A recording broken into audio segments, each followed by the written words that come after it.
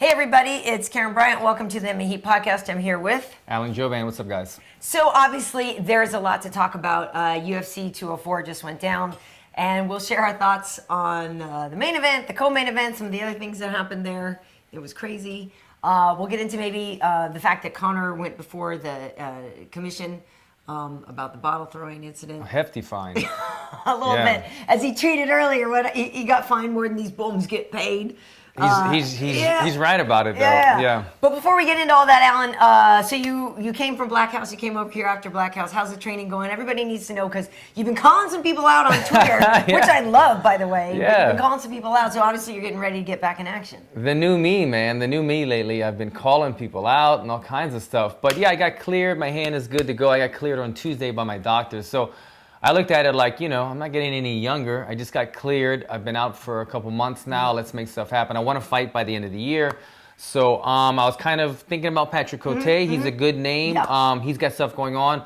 I looked at Matt Brown, Matt the Immortal Brown. First of all, he's number 15, so it makes sense. He's coming off of a loss. And who calls out Matt Brown?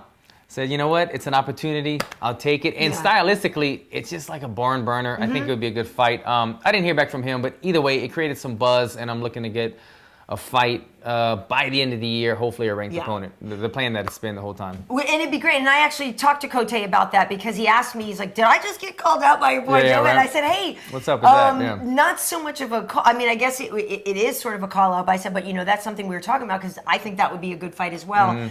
He just had a baby just like a couple weeks ago or whatever. So I know he was saying he liked the idea. It's just that the timing for him was going to be more for like first quarter of 2017. Yeah. But so it's still a possibility. I know you were trying to hope to get on one of those December cards. Yeah, I always want to go, man. I feel like the longer you wait, you might train for 3 months doing a later fight, but then you might get injured. Right. And so like so many things could happen. It's like if I'm healthy and I'm focused, I want to fight as soon as I can. So, yeah, for me, I'm not calling out people. I'm not really a guy that calls out people in a disrespectful way. No, but I'm just classy. Taking an initiative. You know what I mean? Look, I'm here to fight. I want to fight. I know who I want to fight. So if I might as well just line that up, take initiative, make the stars align, rather than UFC throwing me some random guy, throwing me to Brazil at a later date. Let's just make it happen when and where I want to do it. So. Very nice. Well, as we're here, Wade, you can get the clock there. We're in round one here. And it's funny because that's one of the things that actually drives us crazy at work is when somebody gets on a hot mic after a win and then like Stan or something's like, who do you want? And they're like, I don't know. Like, dude, have an answer. It was Neil Magny for so long because he was like on a 6-fight win streak and they kept waiting for him to call out a top 15 guy and he was like, I'll take whoever they give me. And I was like, Neil, you should be calling out like top 5 guys right now. Wrong answer. Well, I'll tell you what. Let's get into what happened in the main event at UFC 204. Michael Bisping and Dan Henderson threw down for 5 rounds. Most people, not to say most people didn't think it would go 5 rounds, but I think the prevailing thought on this was one of these two guys would get something done a lot sooner than 5 rounds. It did go to Michael. It was a close. I thought it was over in the first round. I couldn't believe it. I literally sat there going, oh my God, Michael lost the title the same way he lost the fight the first time. I thought it was like 2 punches away from getting stopped. It was close. We talked about this already. It could have been stopped by a different ref, maybe in a different venue or country rather. But yeah, it was awesome. I think when you look at it, when you take a step back and look at it, it was probably a much better main event than we could have imagined because we thought, like you said, either Dan was going to get it done with the right hand or he was going to gas out and Michael was just going to pick him apart. But it ended up being a nail-biter of a fight. Good. Yeah, that was very controversial by a lot of people. And to add to that, the controversy about it, I think that they scored it the right way. As they always say, you have to take it from the champ.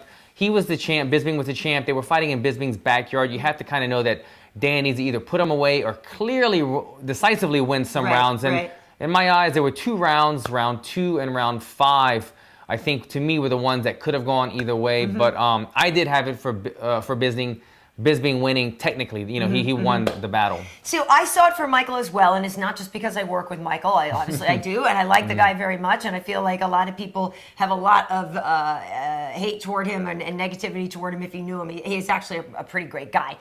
Everybody loves Dan Henderson, so you don't even have to talk about loving Dan Henderson.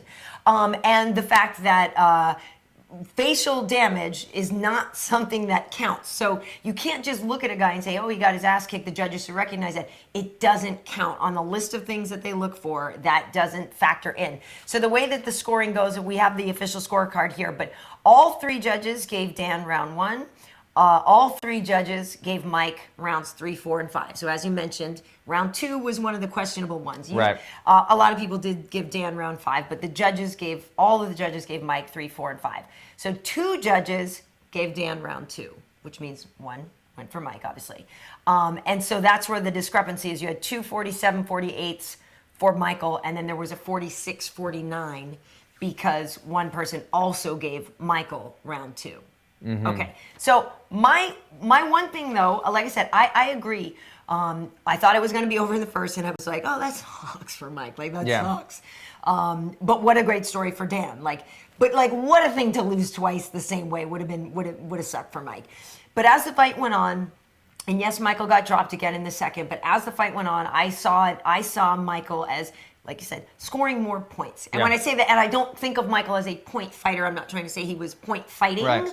But what I saw is him, He was landing more. He's landing more. Well, the significant strikes, here it is. Michael landed 119 significant strikes. Dan landed 81. Not like a huge discrepancy, but certainly favors Mike. Dan did get the two knockdowns, and he got 1 takedown in the 5th. But I saw Mike scoring more points. Yeah. And the thing is that you could see that Dan would rest, and he needed, he knew it was going to go 5 rounds. But I didn't see him being the aggressor as much. It's like, wait, we joke about that, like the video game or the energy bar, and you're waiting for the energy bar to power back up until he drops. And when he does it, it's ridiculous. Yeah. But Michael did more. Yeah. No, I agree. He did more. He pushed the pace of the fight. He's got that. That's Michael Bisping's secret power, is this cardio. And, and you got to give Michael credit. Not only did he show some of that more cardio, that great cardio that he has, but he took the H-bomb 2 or 3 times, and he was able to sustain it and keep going through the fight, where the first time maybe it was a little bit cleaner, but Dan puts people out with that. He got hit flush the very first time, and he was able to survive, came back, got hit again with it, and he was able to survive. So you got to give him credit. As you said, the damage, you can't score on damage, and it's always going to persuade the fans one way or the other, and even the judges. You see blood. It's hard not to factor in mentally, but it's technically not. And damage is something, meaning like power blows or what's being done. But if I punch, it's a bad example to say, but if I were to punch Karyn, I got a chin. Wow, there's one thing I would have is great chin. If we were to, let me just say, how could it have this big enough? If we were to punch each other simultaneously, and one of us would bleed and the other person would bleed, it's still pretty even. We still punched each other. It's just one of us maybe has thinner skin or scar tissue. Yeah. So it's really hard to decide fights just based upon appearance. Right. Like obviously after the fight, Bisping was very messed up because Dan does hit harder, and Bisping agreed to that. But didn't we all say that Dan is made of leather and gristle and Dan's face looked, it's always going to be a debate in these fights, and that's kind of somewhat what makes fighting fun when you have these close fights. Who did what, Yeah, and I love, we were debating this before, who had the Cinderella story, and would getting the UFC belt have been the great Cinderella story for Dan Henderson? Yes, it would have. But to me, and I said this beforehand too, to me the greater Cinderella story was Michael defending his title and getting revenge at home, where everything started. To me. Yeah.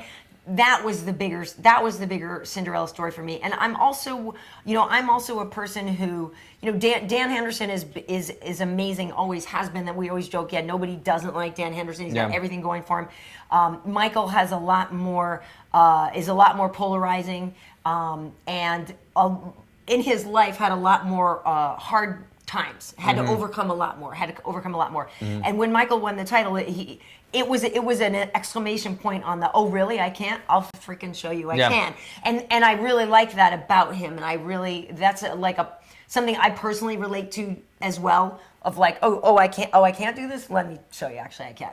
So that's like my own chip on my own shoulder. Yeah. Do you know what I mean? But I understand that. And for that, I'm really happy for Michael.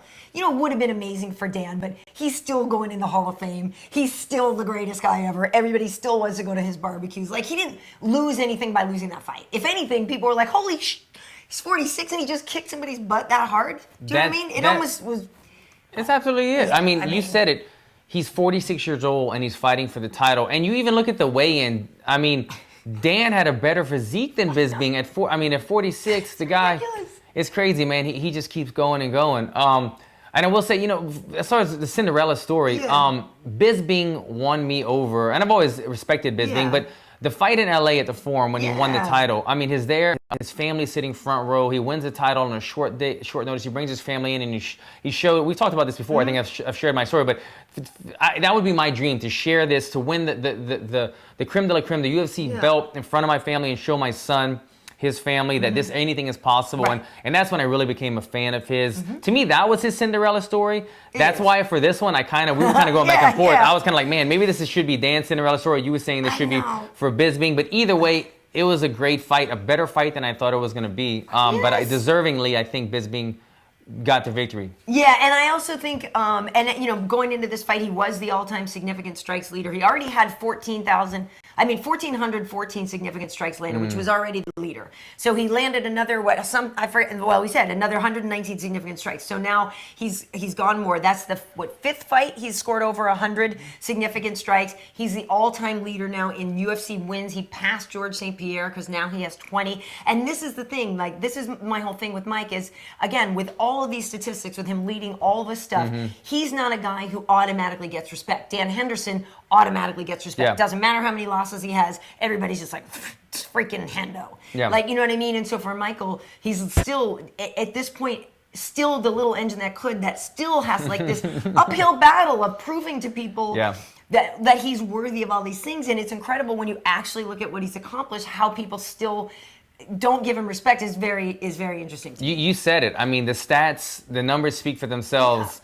Not always do numbers tell the true story, but his numbers tell the story. When you look at the wins and significant strikes, I think he's undefeated in his home country as well. Maybe. He's never lost at home, I believe. The most wins in UFC. Right. He's done some amazing stuff, man, and he doesn't get credit for it. Recently, he won the title. He beat Anderson. He beat Hendo. When you look think at this year alone, he's had a good year. An amazing year. He's had a good year. The question too becomes, what's next for the division? And as we're closing out round 2 a little in round 3, we're going to talk about Gegard and Vitor anyway. So the middleweight discussion kind of still rolls through. Obviously, Jacare and Luke Rockhold are fighting at the end of November. Yeah. Chris Weidman is fighting Yoel Romero in mid-November. Do you like one of the winner of those next? You like? Man, so I haven't wrapped my head completely around it. It's kind of crazy to think of who could be next. So does the winner of those 2 matches fight each other for the contender, or does one of those winners fight Bisping right away? Right. I think one of those winners. It's kind of hard to not make it the winner of Jacare Luke in a way, because Luke's last fight was losing the title. Yeah. And Jacare, even though he lost to Yoel Romero, that was, as always with a Romero fight, questionable and weird and close. But I do think that winner is closer positioned than the Weidman Romero one. Also because Romero coming off of that suspension. I think, and I also think for Chris getting another win under, but I think it would be helpful for him because you know what I mean. He had to reset some things and work with Mark Henry and change some things. I feel like if Chris gets a win, I don't know. Not that he wouldn't be ready for the title. He's a former champ, but you know what I'm saying. But and I can agree with that. I think that the Jacare Rockhold fight edges it out. Yeah. So maybe that winner fights fights for the belt against Bisping, and the winner of Romero and Weidman fight your boy Mousasi, and then that winner. That would be a great fight. Yeah, well, for sure. Fight. Well, and the other thing is Mousasi's already been saying, just give me the title fight, because he was number 9 going into the fight with Vitor. Vitor was number 5, so he obviously beat number 5. Yeah. He actually was already scheduled to fight Mike. So here's what people maybe don't remember. So round 3, perfect transition, perfect timing. So Gegard and Michael were actually supposed to fight that time in July or whatever, but or not this July, but they were scheduled to fight. It got swapped. That's when Michael got to fight Anderson instead. Okay. So, but initially it was Gegard versus Michael, and Michael wasn't the champ, but still, in all, that fight was made. So Gegard ended up having to fight the same guy that Michael had beat before. Why am I blanking on his name now? The Brazilian guy. Anyway. The nice guy. I wish I could help you out right now. It's the guy that Michael beat in Manchester before. He's such a nice guy. I'm sorry, I'm blanking on it. But anyway, I can't think then right at UFC 200, Gegard was supposed to fight Derek Brunson, who is ranked. Derek Brunson fell out, so he fought Thiago Santos instead, Thiago Maheta. Right, I know. She's like an encyclopedia, man. So it's funny because Gegard's had some fights that were supposed to propel him up the rankings before, and they fell apart, so he didn't get them. So he's sort of been like, I don't want to say penalized, but he's had to wait. He literally had a bout agreement to fight DC at UFC 200. Yeah, Talis Leitchis. See, I'm like, it's T, Talis Leitchis. So for UFC 200, Gegard literally had a bout agreement to fill in and fight DC. Mm-hmm. Obviously, we know that didn't happen. Anderson got the fight instead. But so he's a guy that's had to wait around a lot. You know what I mean? Wait around a lot. But I like him fighting the winner of Romero Weidman. I think that's pretty great. Yeah. First, we got a little ahead of ourselves. What did you think of the fight between Gegard and Vitor? Is that what you expected to happen? It's what I expected. Yeah. That's Gegard. He's always in the fight, and he's always. He could be aggressive at times, but at the same time, he's a guy that he's always going to be consistent with his pressure. Yes, you know. Yes. Whereas on the other side, Vitor is a guy that obviously everybody knows he comes out very strong. You have to withstand those certain that storm, and then he starts to kind of get a little tired. The interesting thing was, Vitor is a black belt in jiu-jitsu. Yeah. We've seen him have lots of trouble on the ground, numerous fights. Yeah. He doesn't even use it, is the thing. He starts to get mounted, and he doesn't try to. I mean, granted, we know it's hard to throw up triangle. It's easier said than done. But he doesn't use his jiu-jitsu. It's not easy. And Mousasi on top of you is not an easy thing either. Right. He's very, very good on the ground. And I saw Vitor.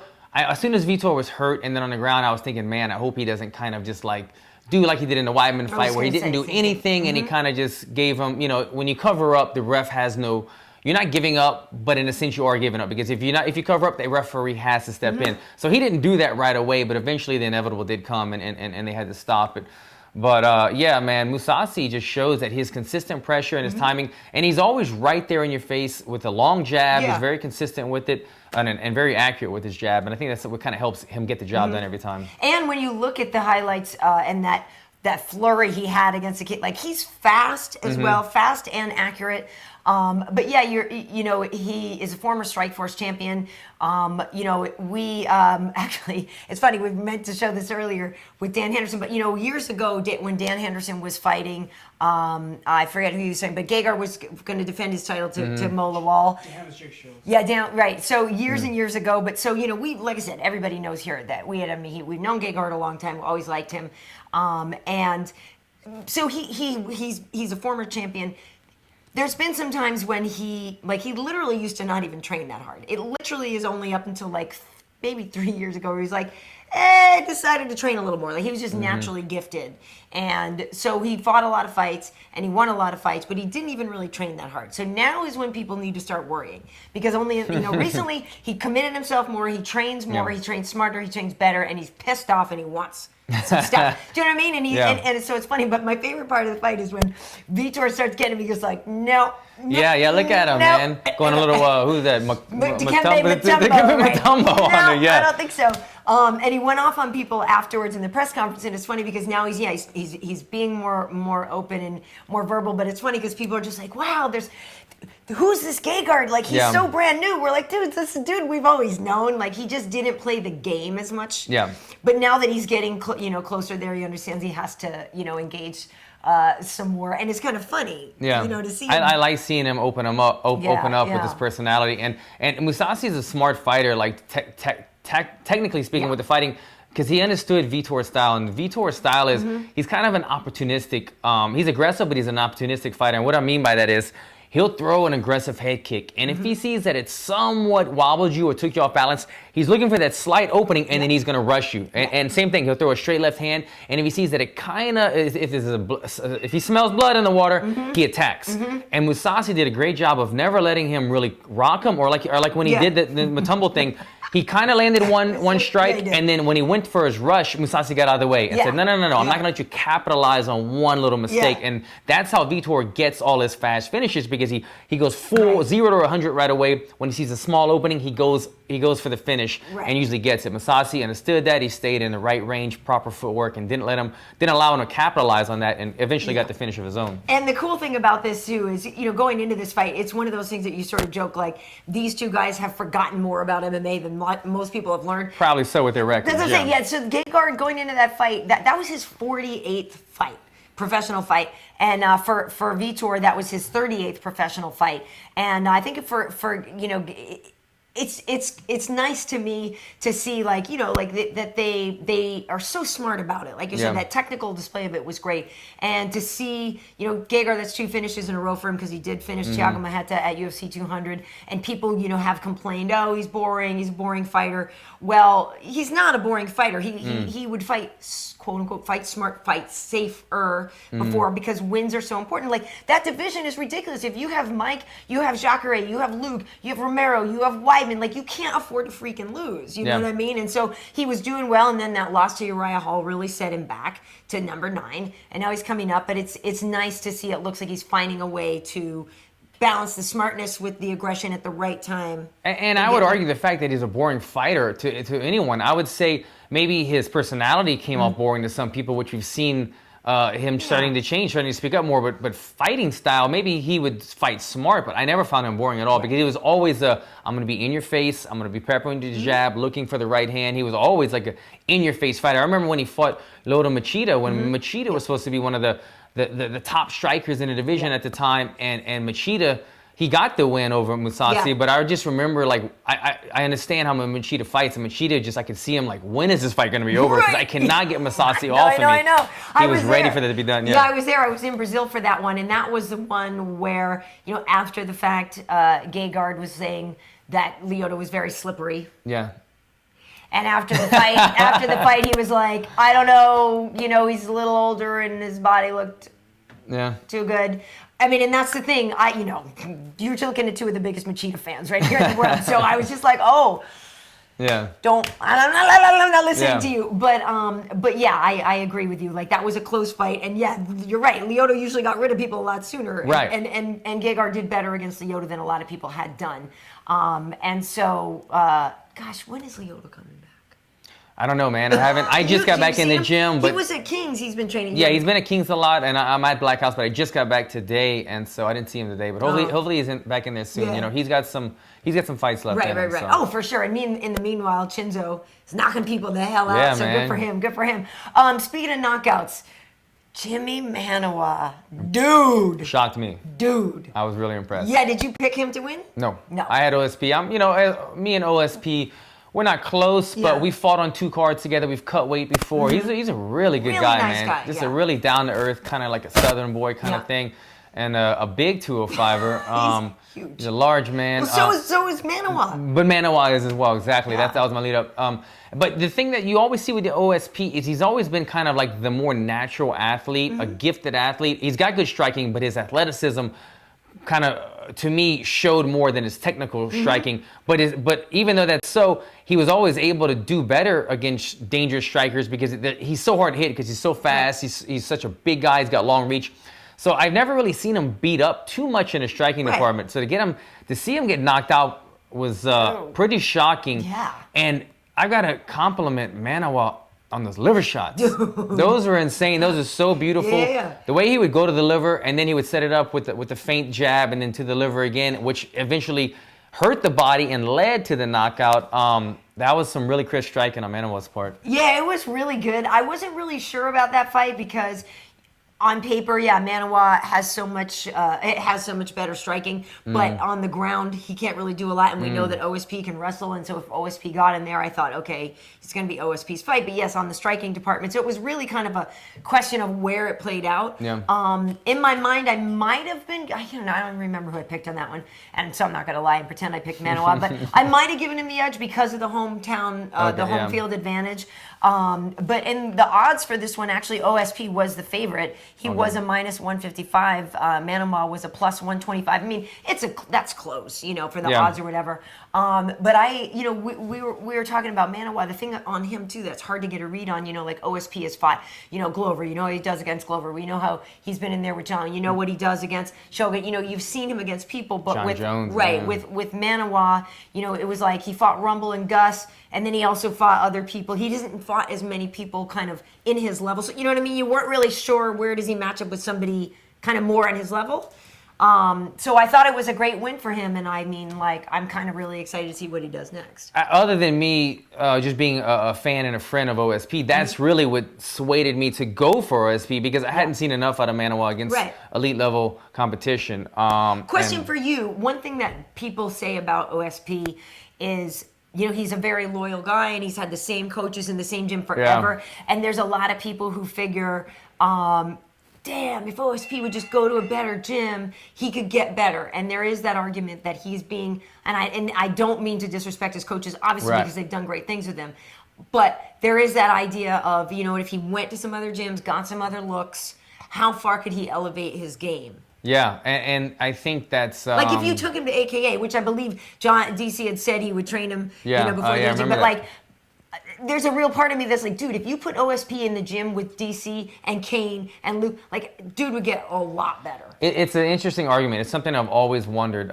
You know, you see guys, let's see, who were we talking about? Bryant Ortega. I say he does train, and he, like, you know, he does have his team, but like, and he's a Black House guy, but I never see him at Black House on a daily basis. And I'm always like, this guy's training in his garage, but he's still murdering people inside the octagon. And then, you know, there was Conor McGregor. I was thinking, Conor McGregor, he has his team back home, but he also kind of does his own thing.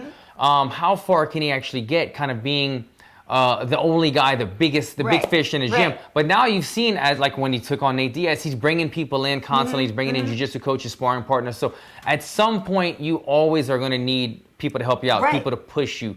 But at the same time, you know, it's the promoter's argument, the Dana White argument is like, if you have guys constantly at the highest level, always guys that don't back down, pushing each other, that's how injuries come. That's how guys get, you know, sometimes it could hurt your confidence. I don't think guys at our level are mentally broken. If we get beat up in the gym, we're thinking it's only going to better us.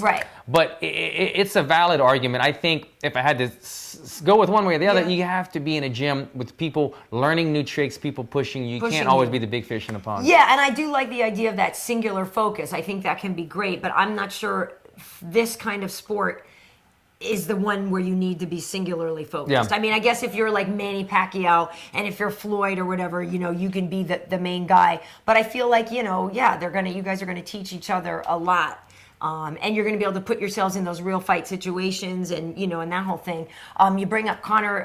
It's a nice segue. I wanted to see your opinion on this because obviously we know he's scheduled to fight at UFC 205. He's supposed to fight Eddie Alvarez, but he had to go in front of the commission today on the 10th here to talk about the bottle throwing. So they fined him $150,000 and he has to do 50 hours of community service. So the 150 was 5%, right, of his fight purse that night, which is like, damn.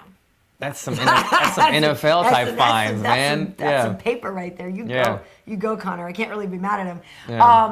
Do you? I mean, like, do you think that's like appropriate? I mean, that's a lot. That is a lot of money. As he tweeted, as he reminds people, his fine was more than these bums get paid. Yeah, and it's the truth. And I just found out about this before we got it. You made me aware of this fine. They're not fining me $150,000, that's for sure. The percentage is a rightful thing. Jouban has had to sell his house. Folks. Exactly. I'm moving in. I'd be in trouble, and majority of fighters in the UFC would be in trouble if we were fined $150,000. Obviously, he's making the big bucks. He's making $10 million a fight. $150,000 is a bit of a slap on the wrist, or maybe a leg kick, but it doesn't take you out of competition. It's interesting to see this day and age, though, that, like, you know, these are, like I just said, these are NFL type fines. These are with the NBA guys when they do the wrong thing and they don't wear their suit to the game or whatever. They're getting these big fines, and now fighters that are making these big bucks have these big fines coming. Somebody wanted to say $300,000. There was somebody there that wanted to fine him more. That's a lot of money. I mean, that's a lot of money. I'll be interested to see what they do with Nate. I think you said Nate. Right. So Nate got a continuance, and what happened was, they were able to prove that Nate threw the first bottle.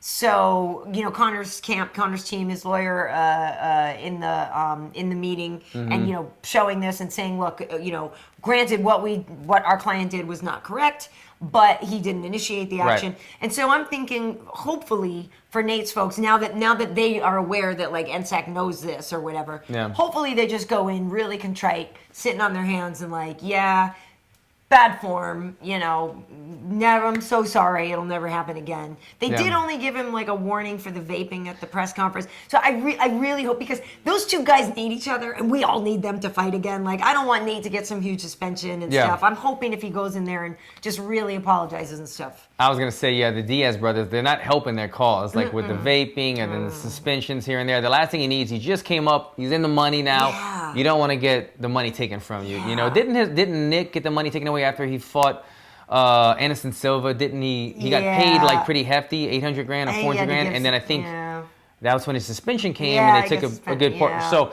anyway, once you come up in the money, it's a hard thing when you have to give some of it back. I remember there was a fight a couple years ago. I can't remember the fighter, but he had won the fight, got a double bonus. He got caught. Yeah. He got caught for smoking weed or something. A couple weeks later, they took his win purse and a double bonus, 100 grand. You go home and tell your wife that, yeah, the 150 grand that we just made, I have to give back now. Was that the Pat Healy one when Brian Caraway was all Thank you. I knew she would figure it out. Well, yeah, because and everybody was pissed at Caraway. Like, they thought he like ratted him out. They gave the money, the bonus to Caraway. Exactly. Yeah. Do what you can. I mean, we're trying to make our money in this sport, so when you have to get fined or penalized, it's tough. If I was all like, my baby's on an extra 100 grand, and then I was like, wait, we're going shopping. Oh no, never mind. Right. Remember that? Remember 2 weeks ago when you sparked up? I mean, I don't know. Making little mistakes now. Yeah, I mean, and the thing that's hard because I know that you know, we're not breaking any confidences here. Like, a lot of fighters smoke weed. Like, you know what I mean? A lot of them do. So it sucks to lose your money for that, but at the same time, I'm like, you know, if you're in competition, like you can kind of suck it up for a little while. Just like lay off, just lay off the pipe. Absolutely, it's your job. Don't do it. Yeah. If I could stop drinking wine for 9 months while I grew a child. I mean, and that was hard. Believe me, I would sit around still with like cranberry juice in a wine glass, just for like the, you know, just like to the try smoker to like with the carrot. just to try to psych myself out. But anyway, I'm happy about that. Hopefully they don't take all his money on that, and we'll see what happens. Yeah. So now for you then, what's the logical thing? Like you said, you didn't hear back from Matt Brown and stuff. So do you kind of just keep looking at other people now, or do you guys gonna like go through? Why don't you call out Neil Magny? Yeah, I know. I mean, Neil Magny's another one. Did he? Is his last loss? His last fight is the loss coming off. Larkin. So and granted, that was pretty recent, but you know, he might be ready to go. And you know, another guy that actually looked really good was what's his name? The guy that just beat Albert Tumanov on the card. Edwards, Leon Edwards. Right, yeah, Leon Edwards. Leon Edwards, man, he fought a really good fight on this card. He was the underdog. Albert Tumanov. You just wanted Tumanov to get it. No, but actually, I was doing. You were standing up cheering. You sent a basket of flowers. I was playing the college football game where I was like, okay, Tumanov beat me, so I want him to do as good as possible so it looks better on me. So I get it. I was kind of rooting for Tumanov in a way. But and look, you could see Leon Edwards, he wasn't feeling the striking. He tasted that power. He was like, I don't want any of this, part of this. And he got a takedown in the first round. Won the first round, wasn't able to get the finish. Second round, he got beat up. Third round, he had a small window to take him down. He took him down, capitalized on the rear naked choke. Leon Edwards fought a good fight. He might be in the rankings now. Who knows? That might be a potential future matchup. No, it's interesting. I asked, I think that was something I asked Gegard about in the interview, the one that was called The Only Gegard Interview You Need to Watch, which actually is still funny for people to go back and watch. Some people were commenting like, oh, I went and watched it after the fight because to see if what he said came true or whatever like that. But I asked him about that, like, so after you fought Uriah Hall, like, did you want to see him do better? Right. Or not, you know what I mean? Because there's a part of you that, like you said, if somebody beats you, you want them to go on and win. It kind of justifies, What did he say? I don't think he was rooting for it. No, I don't. I am trying to remember, actually. He didn't have a distinct answer. Yeah, no, I know that's something that, like, you know, obviously he called out Anderson after this fight and wants, you know, either Anderson or a higher up person. But I think that fight does still bother him, you know, the Uriah thing. That he wins. It's better for him to, but he probably wanted to. But we know he really wants him. He wanted to get that fight back one day. But so coming up, I have UFC tonight and Tough Talk this week. Then we are going on vacation to Mexico. But there's no fight. Well, there might be some. Vinny. Do you know Vinny Magalhaes? Man, he's retiring from fighting. I saw that, the World and Series. Vinny. I mean, unless I'm wrong, you guys can tell me. Vinny Magalhaes. Yeah. You said it. they were butchering his name on the broadcast. Come on, World Series of Fighting. You guys don't ask him his name first? Dude, I know we get the name file. They kept saying some weird stuff. Well, you saw Hendo was even tweeting some things out about like the way it was pronounced and stuff. Yeah. Vinny Magalhaes. He took a lot of damage in that fight. I remember watching that fight thinking, these are the kind of fights that like take years off of your fight career. And he took a lot of unnecessary damage. He wouldn't go out because he was the bigger man. The guy he was fighting was really like an 85 and 205 champion. Vinny's a big 205er. But sad to see him retire. But after watching that fight, it kind of boggled me that his game, if you don't know who Vinny is, he's one of the best jiu-jitsu guys competing in MMA. He's amazing. And he's very open-minded. Although he's a Brazilian guy, black belt in the gi, black belt no gi. He's trained with Eddie Bravo. He goes around and he learns different styles. Very open-minded. He's beat Verdum in jiu-jitsu. So he's top of the food chain. But if you're top of the food chain and your whole game is really to get it to the ground, he has a couple good kicks, but he's not really a striker, and he has no wrestling. And it kind of blew my mind that that he's not really working on having at least a one or two like go-to takedowns, like a go-to. Because if you can't get the fight to the ground and bring it into your world, and you have to take a beating like he kind of did for 5 rounds, I didn't like watching that. So maybe it is best that he goes ahead and retires. Yeah, and he's going to do just JITS tournaments, so we do, want to wish him well there. So it's funny, though, you're talking about the wrestling part. I mean, if Michael were to fight Yoel Romero, that would be a bad thing. Because that's the one thing where I feel like Michael has an issue is the wrestling.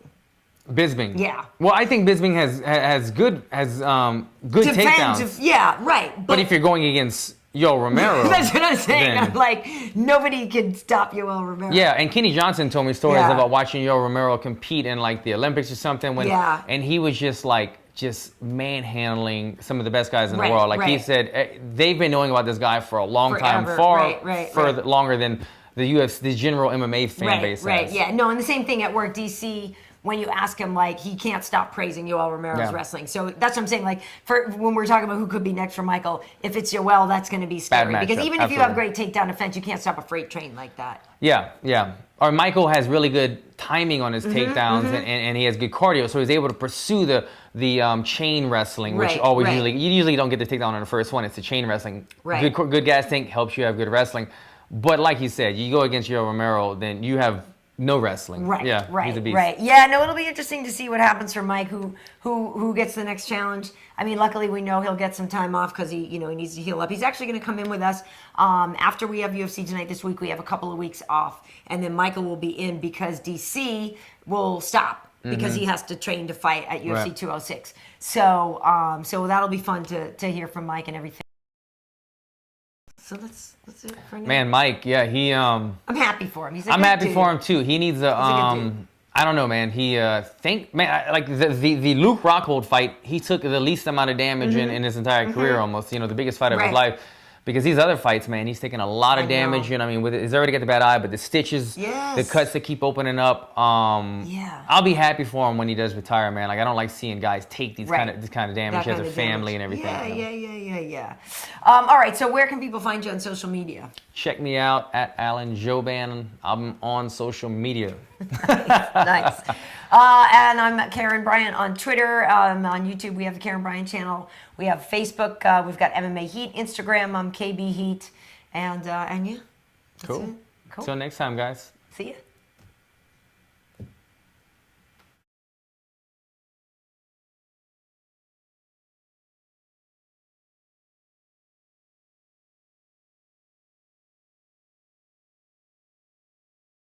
I'm Dan Henderson. You're watching MMA Heat. Hi, I'm Mousasi, and you're watching MMA Heat.